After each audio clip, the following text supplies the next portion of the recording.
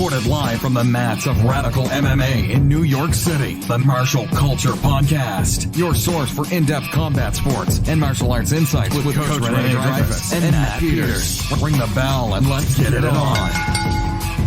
What is up, everybody? I lost another bet, so I don't want to talk about that. So let's get right into the show. We got somebody on the line that we want to get. We have a lot of stories. We almost did the whole podcast before we even started hitting record. So let's jump right into it. Eugene Robinson on the phone with us today. Yeah. Eugene, how are you? Hey, man. Not too bad. How are you guys? Glad to hear from you. Fantastic. I'm really super happy to have you on. First of all, people may not know you, but you are an amazing MMA journalist. I actually think one of the best out there. Everything you write is just so dead on. If you guys get a chance to read his work, either past work or present, get it. And then also you have this great book, which is a classic. It is a fantastically entertaining, but very, very informative, cuts right through the BS and talks about some really interesting things about the American fight culture and the fight scene and your own, martial journey. It's called Fight, and you can find it on Amazon. But we'll talk about that book a little bit later. You got to give the subtitle though, because that's what makes it, right? Sure. Hold on. Everything you ever want to know about asking, we're afraid to get your ass kicked for asking. That's great. Yeah. Everything you want to know about ass kicking, but we're afraid to ask. Because I'm afraid you get your ass kicked for asking. Yeah.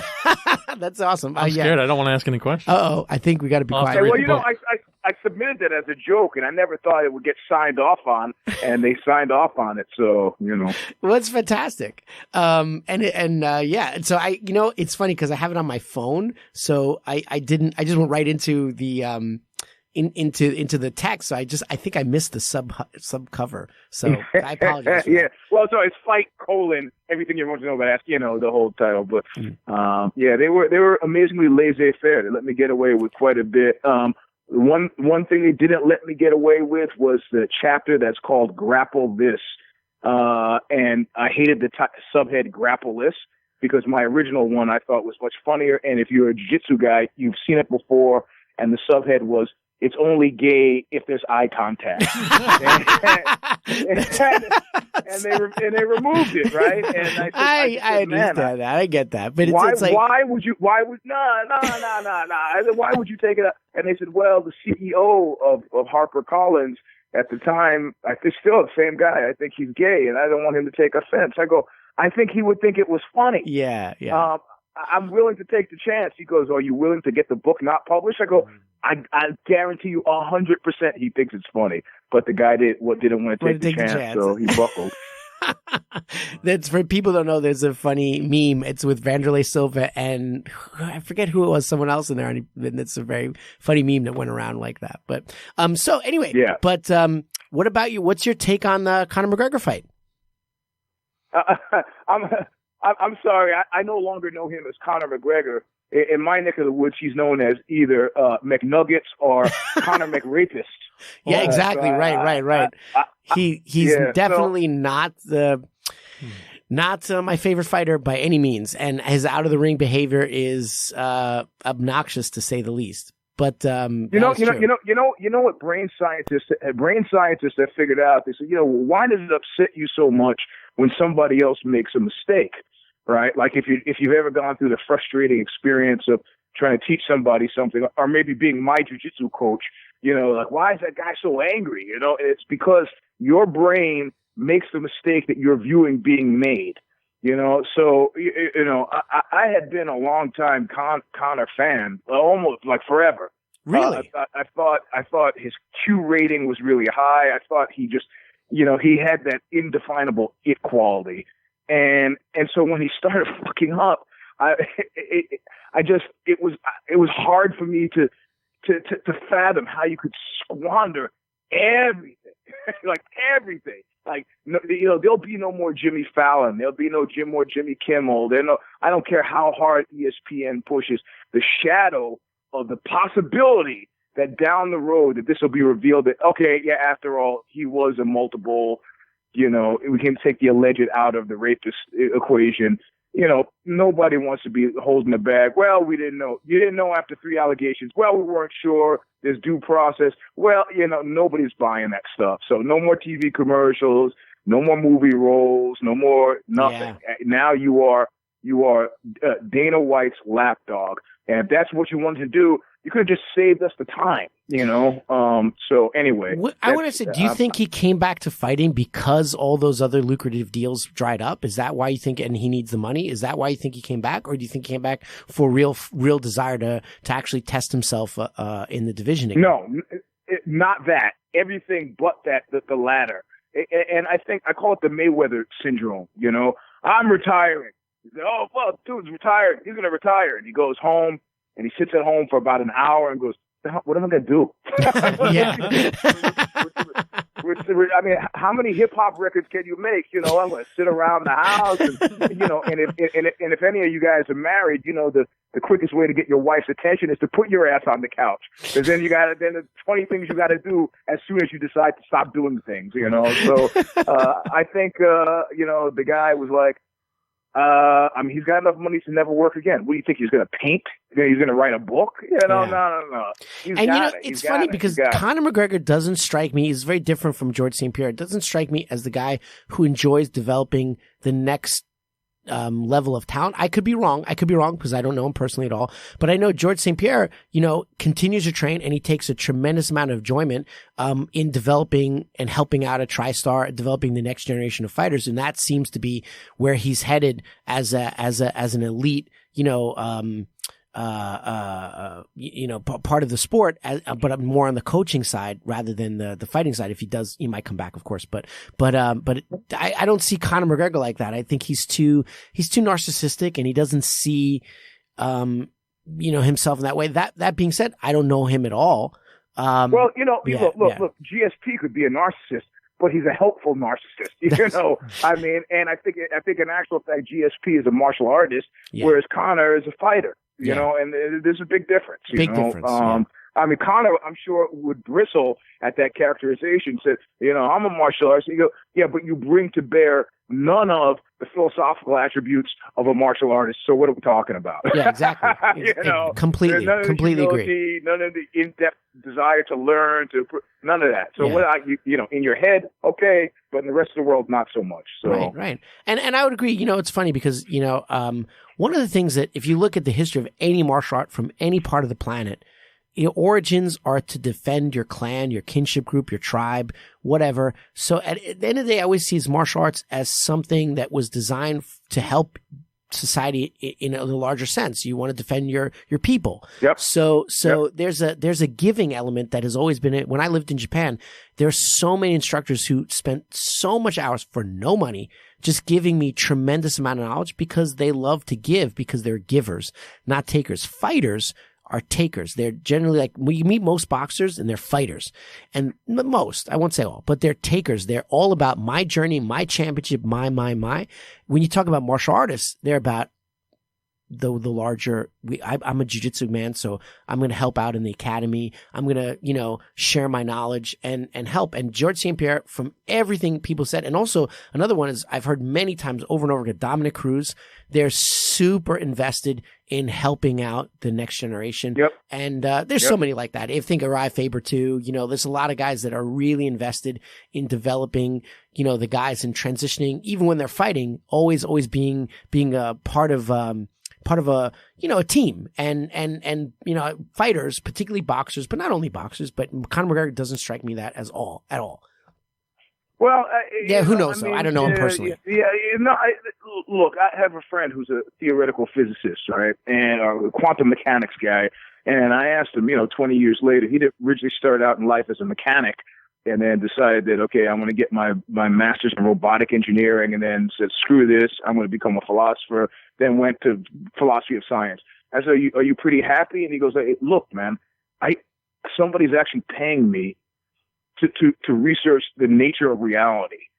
Now, I can't, in other times, I'd have just been a stoner, but I can actually, people will pay me for this, So I think that the Dominic Cruz, the GSP, that these cats, even if they weren't being paid, they would be there anyway. So it's an extra added bonus that they've actually been able to make a salary on it versus having to, to do something else less desirable. Absolutely. And I totally agree. They would always be doing that because it fascinates them. Yeah, I completely agree. Yeah. So, but look, at any time, I've got this master conspiracy theory, right? That, movies are not made by poor people, generally. Generally, poor people don't have, or at the very least, a poor person might have an idea, and the funding comes from somebody who is not poor. And if you've noticed, the overriding, and I know this because I wrote a novel called A Long Slow Screw, and they were going to make it into a movie, so that you see, if you have a robbery, right, in a piece of fiction, it's rare that you ever have the robber actually get away with it, or that they get away with it, and that the securing of Treasure of Sierra Madre is a classic case. These guys find all this gold, and it's corrosive and it ruins. Do you think that the real stance of the people who fund these movies is a philosophical stance of money corrupts? Do you think that's really what they believe? I think that's really what they want us to believe. And so the one thing that makes me paranoid about the Conor McGregor narrative is I'm sure the establishment management order, the cash holders, are sitting around going, see, you take a plumber's assistant, you give them a little scratch, and look what happens. And this continues to justify their predations on those of us who don't have the money. So that's just that's not a defense of McRapist. That is just an explanation for why he's suddenly being, his fortunes are being advanced. Where if it was an American fighter, God forbid, an African-American fighter who was pulling the same stunts, triple, not one sexual assault allegation, not two of them were rapes. A third one was just an assault. 3, they would be putting this guy headlining cards. There's no way. They didn't do it with Johnny Boney Joni. They didn't do it with, there's just no way. But it serves, a subtle philosophical narrative that you just can't give these guys money. And that's what sort of bothers. It's one of the many things that bothers me about how this whole thing is played out. All right. But it's an interesting, very interesting take. I really, I can't comment on that because I just don't have knowledge. For me, I really always try to find what's going on in the ring because that's what interests me. Definitely a great point. Definitely a great point. What did you think technically about the fight itself? And also, maybe I want to talk about the Holly Holm. Was that a fight? Was it a fight? It was definitely one-sided. The refs have an instruction that every fighter must intelligently defend themselves. Do you think that Donald Cerrone was intelligently defending himself? Now, some people have said, "Oh, Eugene, you're claiming that this fight was a work."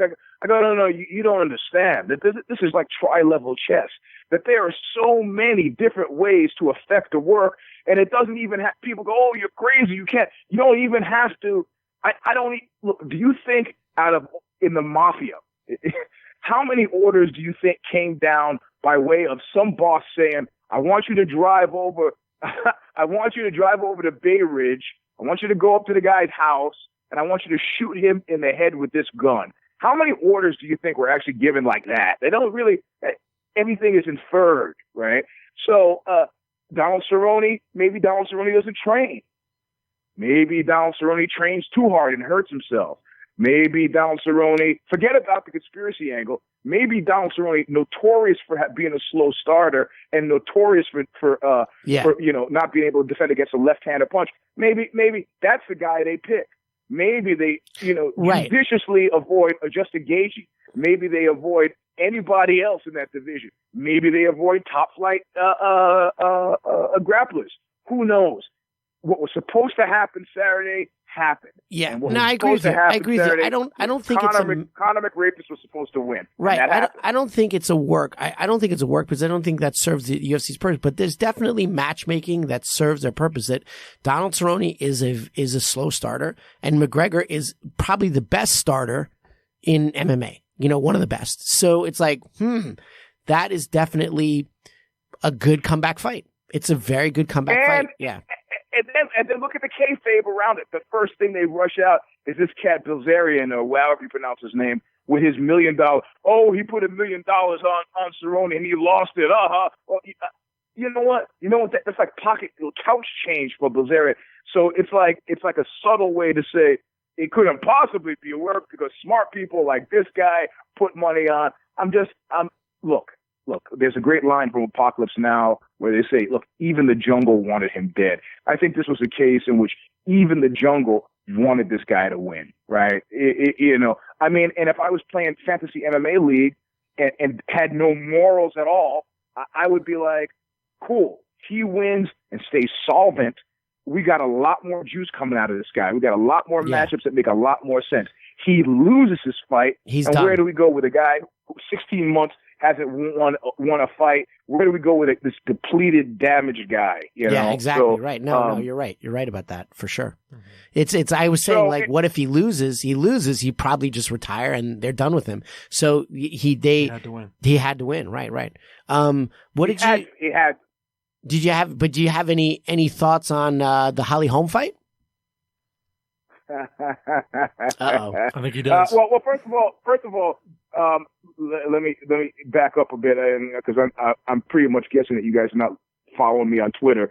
So I am actually not on Twitter, so. Okay.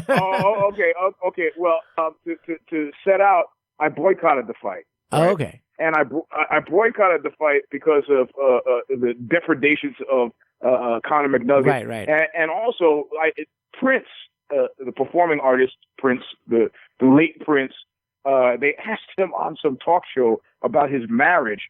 And he said about his marriage, he goes, I just, in his marriage and subsequent divorce, he goes, I just treat that like I treat other things I don't like. And the host looks at him and says, what? How? What do you? He goes, I make believe it never existed. Interesting. So I started a hashtag, not paying for. Look, I'm not faulting people for watching it, but you said you gotta pay for this. It was a dog of a card. The UFC believed so little in this card that they made it a dog of a card. Moreover, they stacked it with a lot of women fights to suggest a subtle narrative of, would these women be fighting if this guy was such a terrible sexual assaulter? I'm sorry to be a nattering nabob of negativity here, but I'm glad to talk about this fight because I knew it would give me an opportunity to crap all over what I think was a horrible corporate decision, horrible from top to bottom. So I agree. I mean, it's like going back to Conor McGregor and his incident in the with the bus and everything. It's like it is just such horrible behavior that, like you said, any other person did that, he would have been kicked out of the organization. And then not only did they, of course, let him back in, what they did was they used that as fodder for advertisement, which is very. It's just not something that is. It was a major middle finger, right? Yeah. To anybody who's interested in decorum. Like I don't know if you know who Eddie Goldman is. Yes, Eddie Goldman? Yeah. Okay. The boxing. So at one point I was like super excited about it. Early days. I mean, we're talking about UFC 10 or something like that, or 20. I mean, really early. And I called him and I was excited about it. Or he called me where he's excited about it. I don't remember who. And he was like, Eugene, I tell you, I'm out. And I go, what do you mean you're out? He goes, look, in the early days of the UFC, we're talking like 1 through 5, people would get together, cage side. They'd be geeking out on techniques and training things. And guys would be saying, okay, I'm going to come to yours. I'm going to fly to Japan and, the Inoues, and we're going to go. And he goes, it was really a love fest with people who were just in love with the idea of a martial art or any martial art. And he goes, this is fucking professional wrestling. And I just can't. Simultaneous to that is when Dana took over and he said, I don't give a crap about MMA media. I'm going to focus on non-MMA media because I got to upsell the sport. So he wasn't giving credentials out easily. He was controlling. So Eddie Goldman goes, I'm out. I'm done. I'm finished with this sport. It's just pro wrestling. It's stupid. It's extolling the worst virtues of humans, and I'm out. Well, I thought that was a big mistake then, and I sort of think it's a big mistake now. But it's not my business. He built it up from a failing business to a successful business, who am I to say that he should? It's funny because we have this conversation on our podcast a lot of times, and it's like we had a guest, Chris Romulus, a very famous Muay Thai fighter, and he's the same thing. He's like, I don't watch the UFC anymore because I don't appreciate the values. He's like, I only watch ONE FC because to me they're really requiring their fighters to act like martial artists, and they don't engage in that. And I'm like, I understand where you're coming from.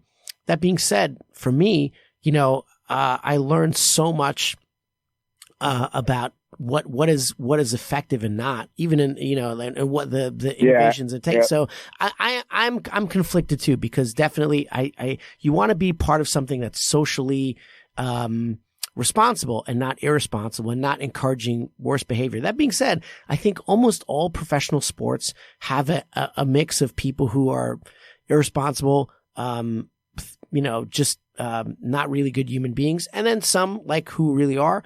And I guess MMA is just a good cross section of just general humanity, where you have people who are guys that you'd be like, I met the other day was already a couple years ago, I think, Demetrius Johnson. And I'm like, wow, this guy is just unbelievable how amazingly cool he is. He's the real deal. He's a martial artist. He's a nice guy, incredibly nice guy. You cannot say anything bad about him. And then, on the other side, you have a whole lot of fighters who are not like that, But I guess, but there's a high entertainment value, and then there's prickishness. Look, I'm a father as well, right? So, and I got 3 daughters, and all my daughters have, I had them doing MMA from 4 years old, jiu-jitsu. They all went to high school state wrestling champs.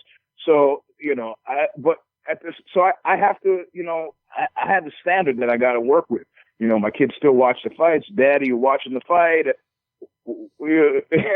I can't act like they're not exposed to this universe of what fighters do. So it's like, I hate to use that as an argument because it's not like it should be necessary to justify being appalled at. So, and I'm not part of this outrage culture. But this is real criminal shit, Yeah. And if you follow, like I have friends in Dublin, because of Oxbow and playing there all the time, and they're the ones who first tipped me off to what's going. First of all, it should be said that back home there is no wide support for McNuggets. People are not digging on X. Really? So in Ireland, he's not as popular as he used to be, as you're saying.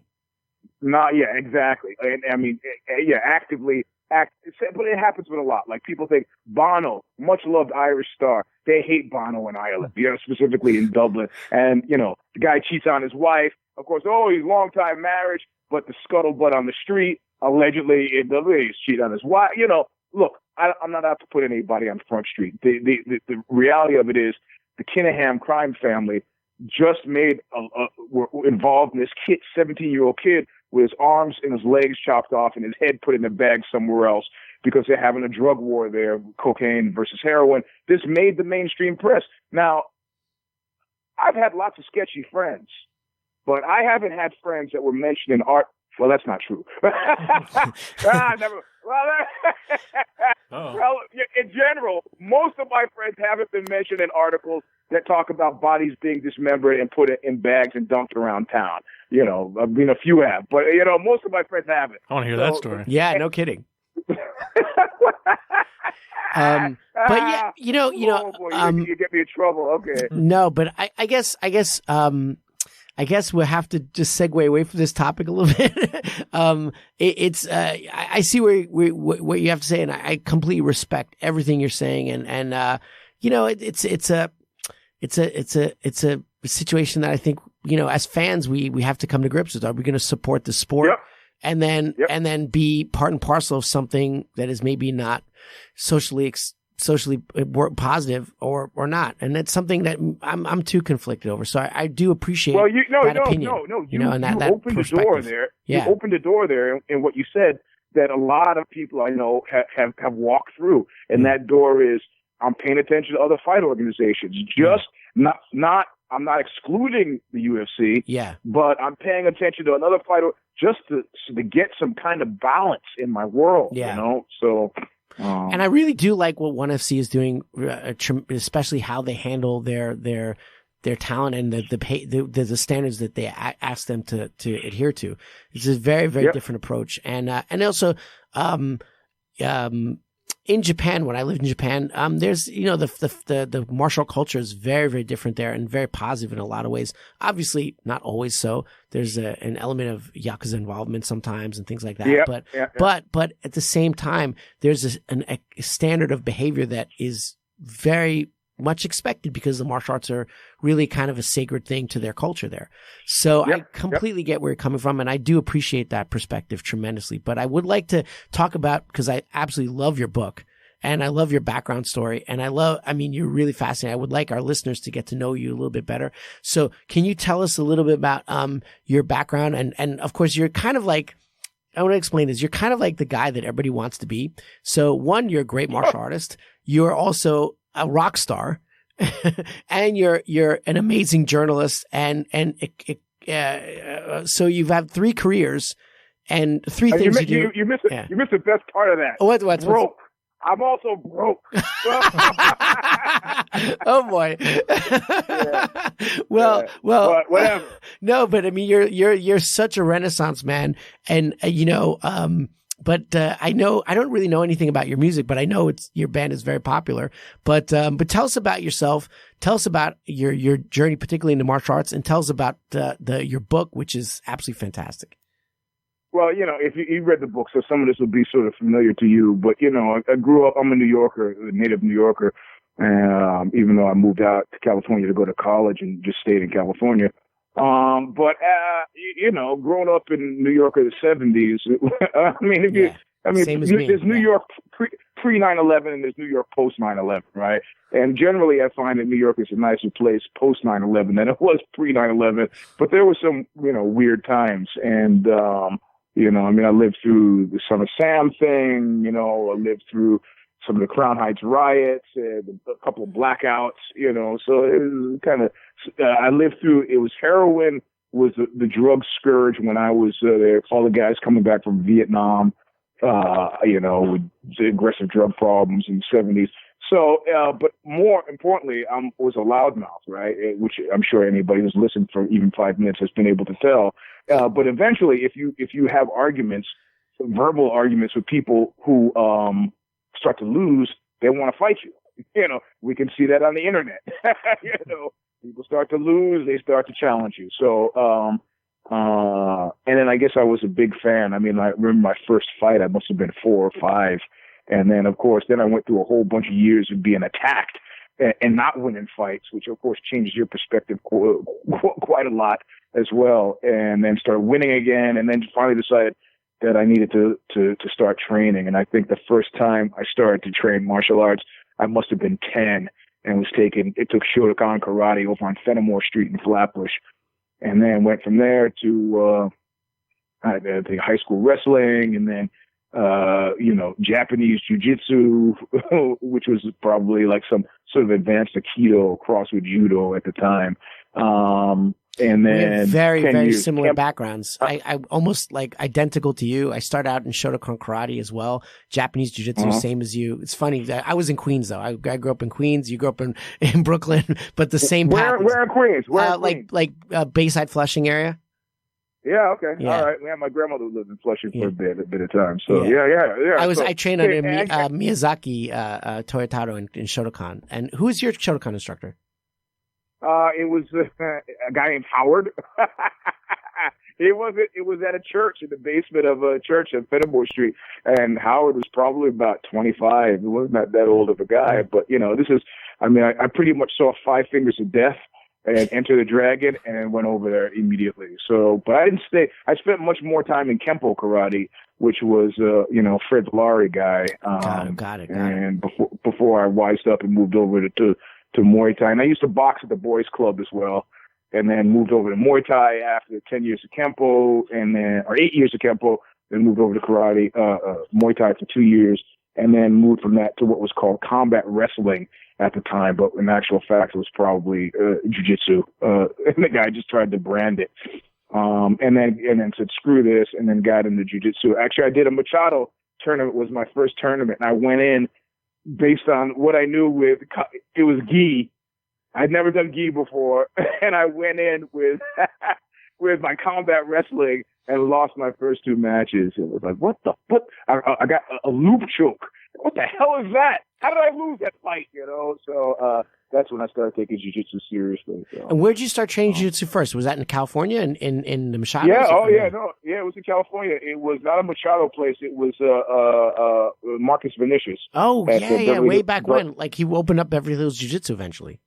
Yeah, exactly. Beverly Hills Jiu-Jitsu. So when I was there, Bas Rutten was there.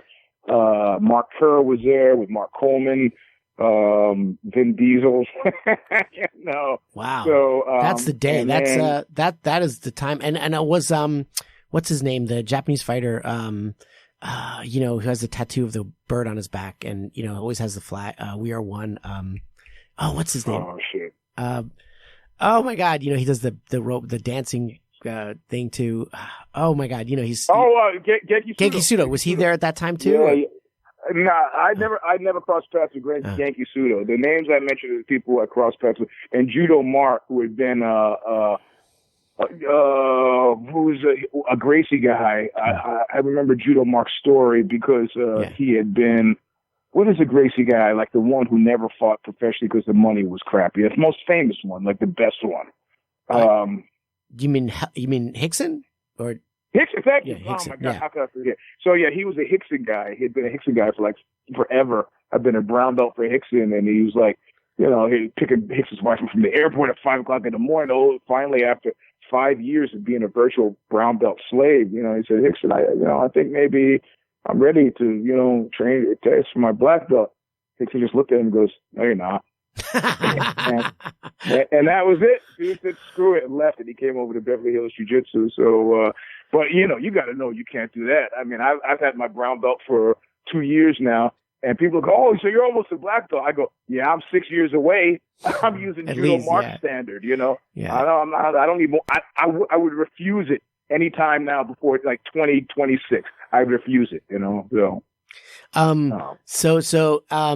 Tell me, that's great background. Tell me a little bit about the book and the genesis of the project and how and some of the stuff. You have so many great stories in this book. So much. Well, what's crazy about the book is that it came from a street fight, right? There's this big Irish cat that I know, Joe Donnelly, who as a day job happened to be like the managing editor of the LA Weekly. And I met him through the guy who was like the West Coast bureau chief of Spin, who I had sold a gun to at one point because I used to have an FFL. And so the big Irish cat gets into a fight. He says, he said to the guy who I sold the gun to, he goes, hey, man, I need to talk to Eugene. And so he calls me and he says, hey, this is what happened in this fight. Could you tell me like what I did wrong and talk me through it? So we talked through this whole fight that he had with these Marine guys because he's down in LA. And I think he went down to Palm Beach and then, the military bases out there. And so I talked him through this whole fight. He goes, you know what? You should write that. And so I wrote it for the LA Weekly and it was supposed to be a cover story. Got knocked off a cover for, who was that guy? Phil Jackson, who used to be the coach of the LA Lakers. Some bullshit that he was doing knocked me off the cover, but they still did a full spread. Meantime, Judith Reagan in New York at Reagan Books sees this, goes, my God, who's this guy? Get him here. I want to talk to him. So they fly me to New York. It's supposed to be a 15-minute meeting. An hour and a half later, I'm still talking to Judith Reagan. She goes, well, okay, do the book. Doug Grad, a guy who I went to high school with, actually ended up being the editor on the book.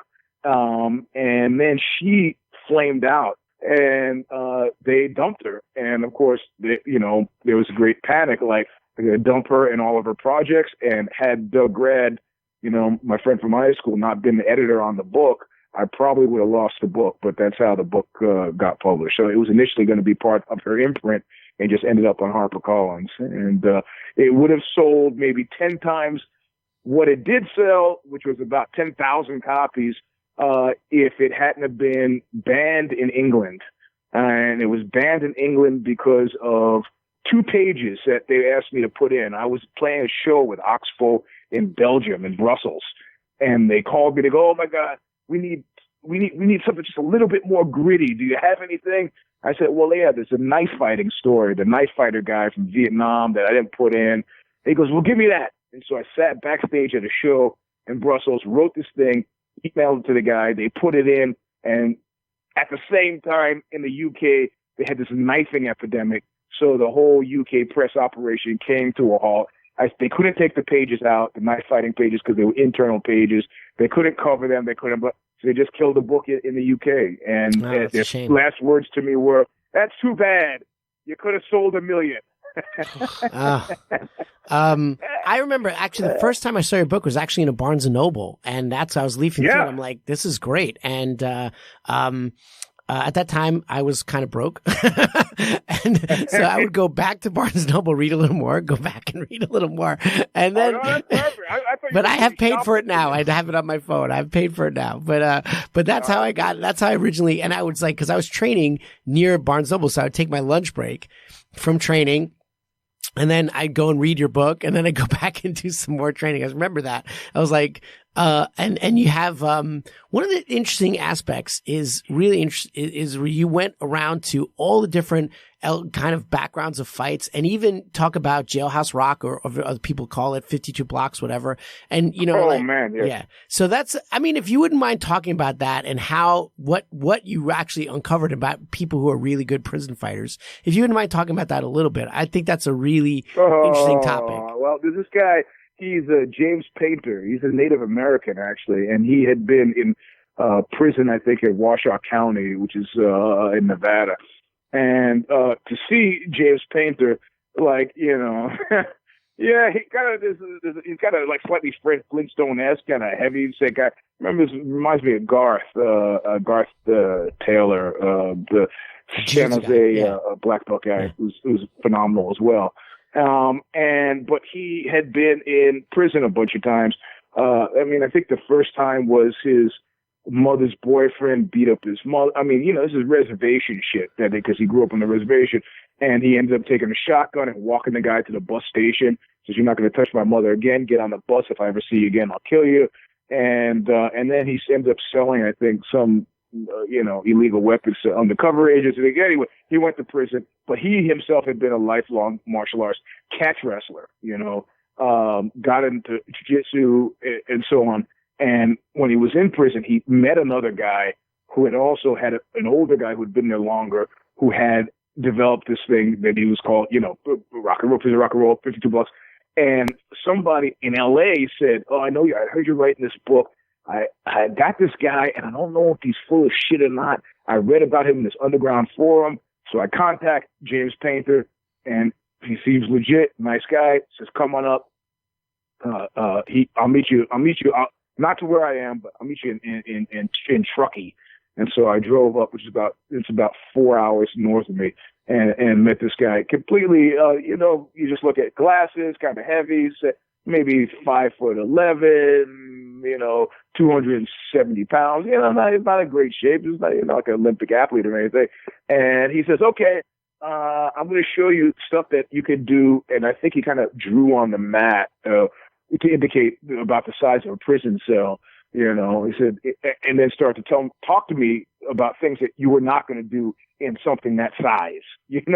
Like all the techniques that you were not going to be able to pull off in something that size. He goes, "But you can pull off what I call a slap, grab, and roll." And of course, I say, "Well, what's a slap, grab, roll?" And dude leans forward. And I mean, it's hard to explain. He leans forward like he's going in for a double leg, right? So I'm sure you can visualize the motion of him taking a drop step, both hands shoot forward, but instead of grabbing around the backs of my legs, he feathers his hands in between my legs. I know where this is going. Yeah, and I think he's going to stop, because I'm used to jiu-jitsu guys. Like, he's going to stop and grab my thigh or something. He actually physically grabbed my scrotum. Like through my shorts, grabbed my scrotum. And I don't give a shit what you learned, but there's something that happens when another grown adult man grabs your scrotum with intent to harm, right? And like, all of your energy and your thought goes to like stop in this intense pain. So you look down, you reach down, And then he starts to do an alligator roll. And at that point, you go along with the alligator roll because it's the only thing that you can do to keep your script from hurting. And then next thing he was mounted, and he goes, that I can do in a space this size 100 times out of 100 times. And I was like, okay, bro. I'm fucking phenomenal. But it's interesting because when people think of like Jailhouse Rock or something, 50 Blocks, they think of it more as a striking style, but you're saying that grappling was a real important part of his style of fighting. Well, listen, when anybody starts to talk to me about striking styles, I mean, it's why MMA got born, right? Because it's theoretical. Like I remember taking Kempo karate and the guys say, you jump up on the guy's face, and you'll come down with a foot on either side of his face and you will split his head like a melon. Yeah. Okay. Really. Well, I've been in plenty of street fights and I've jumped on people's heads and I haven't split a single head like a melon. Never, ever, ever. And that was like my thing, like stomping on guys. That was like look, don't kick a man when he's down. Really? Well, that seems like a really opportune time to kick him. Never happened. But so it's fantasy stuff. Oh, you hit him here, you hit him with a strike here. And, the guy could be fast and he could be strong. But until you actually do it, who knows? Who knows? Right. Like all that shit they teach you in model mugging, kick him in the balls. I've been kicked in the balls in the middle of an MMA match and it didn't slow me down.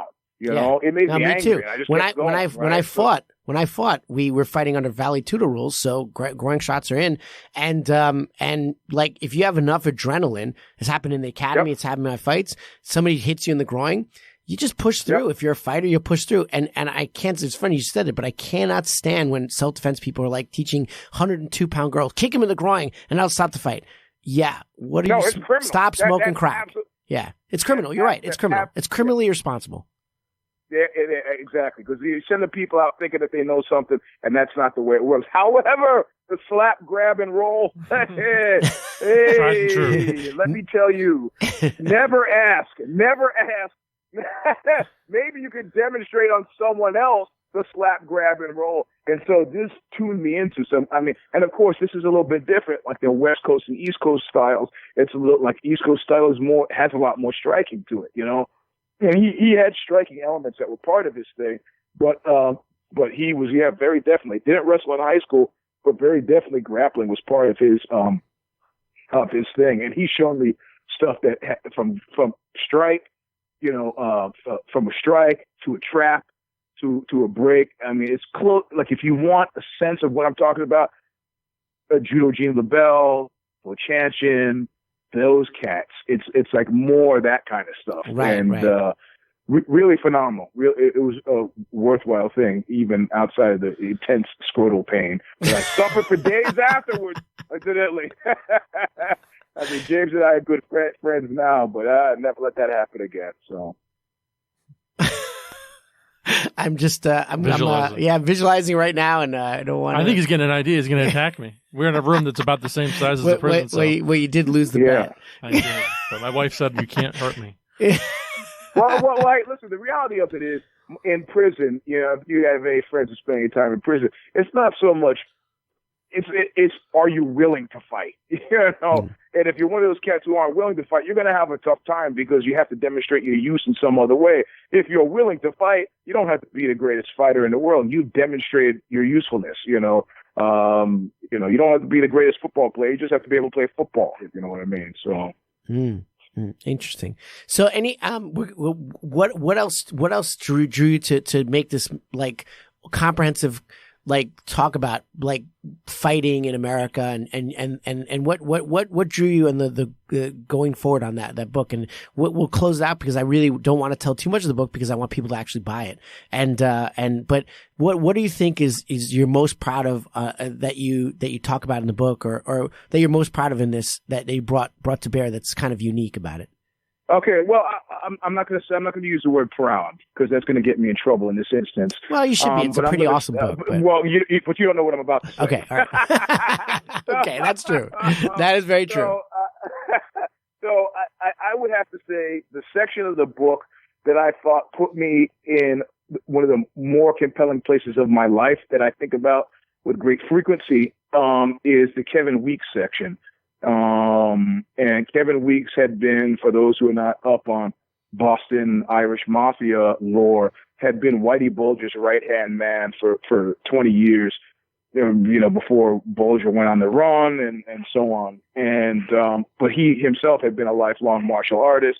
He's a Golden Gloves guy, but took karate, but had been pulled into Whitey Bulger's orbit because he was good with his hands and became kind of an enforcer and so on. He was, if you saw The Departed, he was played by Ray Winstone, and he was in Black Mass. He was played by Jesse Plemons, I think was the guy's name. So Kevin Weeks was an interview that I got, and he had just gotten out of prison when I interviewed him, and that was a super compelling, because somebody once said, what underlies political power is fundamentally violence. I mean, when somebody pushes a trade initiative, what they're saying is, you could do it this way, or I could fuck you up, right? So you can't. It's part of governing. We have every country has armies. They say it's to defend yourself, but it's really force projection. And fighting, we're plenty tough guys, all of us who fight, but behind it, underlying it is real world kind of violence sometimes. And so the Kevin Weeks thing, yes, he was a sport boxer, yes, a sport martial artist, karate and so on. But then how it tied into the rest of his life. And I think the piece that he goes, what did he say? He goes, you pull up he was talking about disinterring corpses that they had buried in this house in Southie. And he goes, you put the pickaxe into the ground and you pull up somebody's sternum, and when that smell hits your nose, it sticks with you, it sticks with you. And so they had buried, I don't know, 6, 7, 8 people under this house in Southie. But then he was saying, as we drove around Southie and we pulled up and then we were parked, and the interview, we're sitting there doing the interview, and he's like, look, I'm not trying to rehabilitate my image here. Honest to God, I never murdered anybody. He said that Whitey was a murderer. He said, I think he liked it because it relaxed him. I just had to do the cleanup. He goes, however, and he wanted to make this point very clear. He goes, that it was just situational. I wasn't morally opposed to it. I understood myself kind of as a soldier. So if Whitey would have asked me to, and he never called him Whitey, he called him Jimmy. So if Jimmy would have asked me to kill you, and he didn't finish the sentence, but I looked at him as he's talking to me, and it was really clear that there was no question in the mind, despite the fact that I felt like we're getting along and this is a really great interview moment. No, we're really kind of identifying. He took karate, I took karate, he took Keppel, I took Keppel, he boxed, I boxed, that we're having all these common points, that if his phone were to ring at that moment, and Jimmy were to say, hey, the smart-ass journalist that you're talking to, fucking whack him, that he would, without compunction, whack me. And that was a pretty major life lesson. There's just different types of cats in the world, and I think you should figure out how to identify them. Absolutely. No, it's so funny because I had this conversation. We'll wrap it up, but it's like about the utility of certain martial arts that proclaim to be like the best martial art for street or whatever, and whatever. And I'm saying they're like, oh well, it was developed in the Israeli army and this and that, so it's like, whatever. Anyway, but I won't go too far on that. But it's sort of like I said, well, when you're dealing with an untrained person, like you're at a wine bar and you get into a discussion, whatever, anything works. But there are people on this planet who have made their life hurting others and doing violence and flipping a switch, and they are from the school of hard knocks. And if you don't have some freaking serious level of training, you're fucking dead. And so do you think that you can walk around and with your 8 weeks of, level 1 certification in whatever, that you actually can work confidently in to defend yourself? That is completely delusional. And if you're interested in surviving an assault against a really, really violent perpetrator, for me, that's the only person I'm interested in fighting. You have to really train very hard all the time. And it's a life journey. And then you might not even always be prepared. Yeah. Yeah, well, that you could carry that even a little bit further, because I mean, you know, like we talked about, kind of hinted at the whole model mugging thing. You know, it's a willingness. You know, it's willingness like So some boxer said, some basketball player said, you can't train beasts, right? Yeah. So, like I remember, this guy tried to rape a friend of ours, and you know, we almost beat him to death. I wrote about this for Ozzy, called "Stomping Out Rape," literally. And I said, if we ever see you again, we'll kill you, you know. And so the guy, he had the apartment down on the Lower East Side. He had to get some stuff before he moved back to Jersey or wherever he was going. And so we did catch him the second time. And I was like, he's carrying boxes. Leave him alone. He's getting out. You know, we told him to get out. He's getting out. One guy said, you know, fuck that. We're going to get him. So they jump out of the car. We're in a car. And this one cat I know, he's a famous guy now. I'm not going to mention his name. Or semi-famous in the music world. Grabs a tire iron and he runs out. And I was like, oh shit, he's really going to.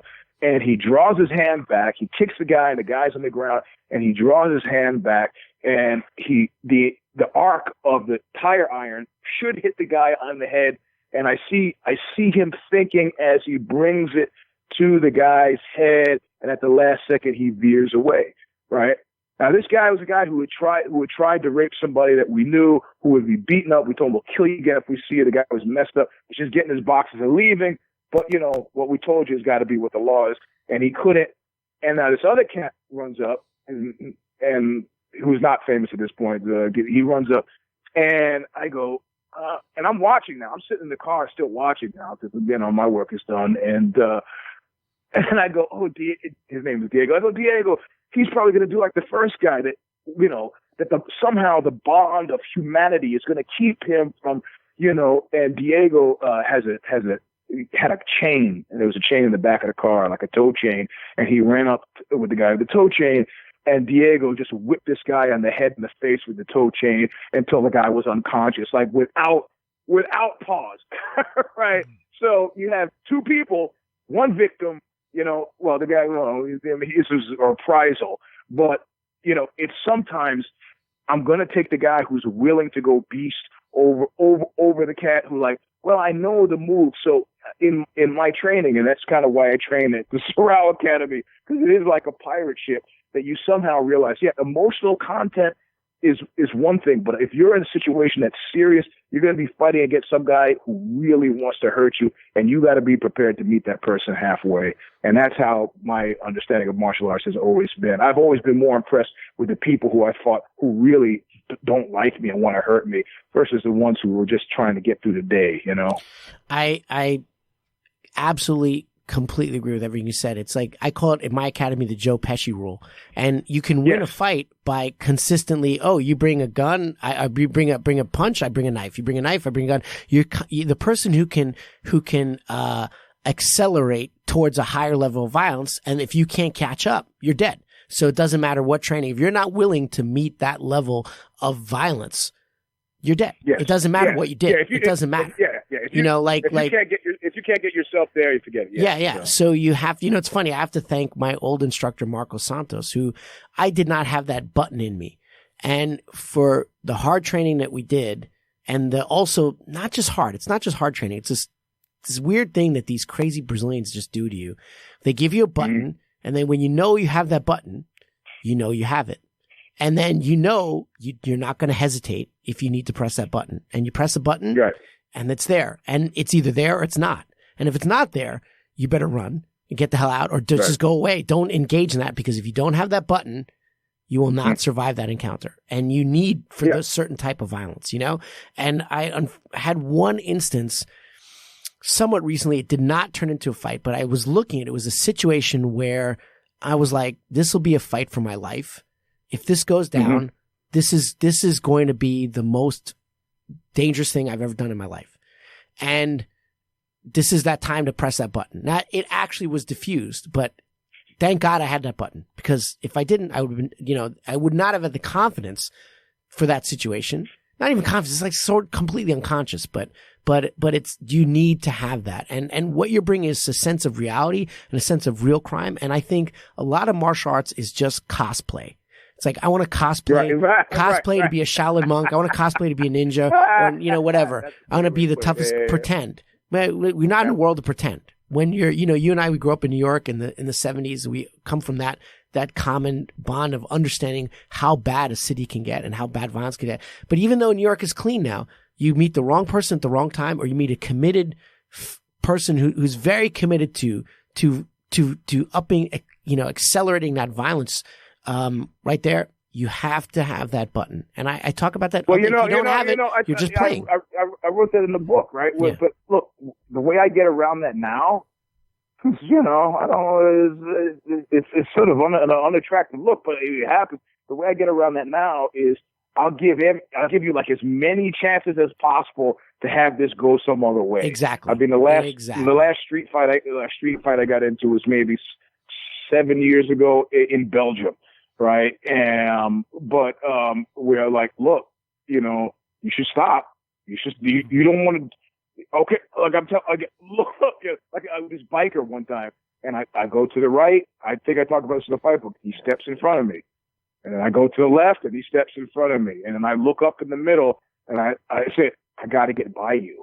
I got to get by you, And he gives me the finger he's got a beer in one hand. He gives me the finger in his face. It's like, so this guy is like, I'm giving him how many chances? And then finally I say, look, I'm going to count to 3. And if you're not out of my way in the count of 3, now this was crazy. I should never, but I made an estimation that this guy, that he was so used, he is a biker, he was so used to doing this to people that he didn't think that it was and I was well dressed and right. He thinks that you're going to react a certain way like everyone else, right?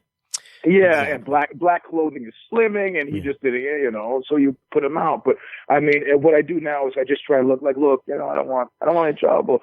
So that's when somebody pushes you to, like the guy in Maine. I was up in Maine and got into a fight with 2 guys, and that was about 8 years ago. And I'm doing the same, like, no. And they're far away, so I don't feel a present threat, and I had a gun on me, so it's not like, the guys were 20 feet away. If they pulled a gun out, I'd have shot them. But, they didn't. I don't want any trouble. I don't want trouble. And then finally the guy's like cursing at me, threw cans at me, he spit at me, and I'm still like, okay, buddy. And then finally I go, you know what? If you want to fight me, all you have to do is one thing. And he just stands there and goes, you say one more word to me, and we're going to be fighting. That's it. Like, I put up with the spitting and the can throwing, and then the guy goes, well, come on, bitch. And I was like, okay. And, I beat him up. So, but, I mean, I was really amazed. I can't imagine. You can't think that the two of you, I mean, what are you thinking? But in Maine, because of the snow, the curbs are real high. And I was standing in the street. So I think that he just thought I was like and his animal brain was working, and I was the only black cat there, right? Yeah. So he figured, like, whenever. Go ahead. Sorry, go ahead. No, what he didn't realize is that I just played a show. I was loading the van from the show that we had played, and all those white people on the sidewalk had just been at my show. So it wasn't like they were going to come to his defense, Yeah. He just misread the situation in total, so. And again, said any fight you can walk away from is a win. Like I always avoid. And honestly, for me personally, I don't care what you say to me at all. But if you do lay a finger on me, that's a different story. But anyway, it was really wonderful having you here, and to get that sense of what real street violence feels and looks like from a person of your experience and what you write about. I recommend everybody definitely check out your book, and it's called Fight. And what's give me the subtitle again one more time. Fight, or everything you ever want to know about ass kicking, but afraid to get your ass kicked for asking. And there's an audio book. There's a double CD audio book that goes with it too, that you can get from me if you were so interested. You just DM me at Eugene S. Robinson I would on love Twitter, to get that, and we can talk about it. So. Thank you so much. This is great. I really appreciate your time today, and I really appreciate that dose of reality of what actual violence is. Like I said, sometimes people are in the martial community and we pretend we understand violence. And there's many people teaching a pretend version of self-defense when people like you there to understand what it really is like to face street violence and to study it. Thank you so much for your time today. It was really great to have you on. And next time I get to New York, we should Absolutely. train. Because 100%. I just got back. there. I've been practicing my slap roll, by the way. Hold your scrotum. You laugh. I'll introduce you to James. No, actually, it's funny. I didn't want to say, but actually, I train a lot of the officers, and that's like something. I can tell you, it is extraordinarily effective to grab and twist. And it's something that I'm getting out of here. That's part of our curriculum. No, for sure. He's looking at me weird. My friend Alex, he's a law enforcement officer. He can attest to the significant pain involved. Yeah, so man, it's something that. Anyway, all right, you guys have a nice Monday. I'll talk to you soon. Thank you very much. Take care, buddy. Bye bye. Bye bye.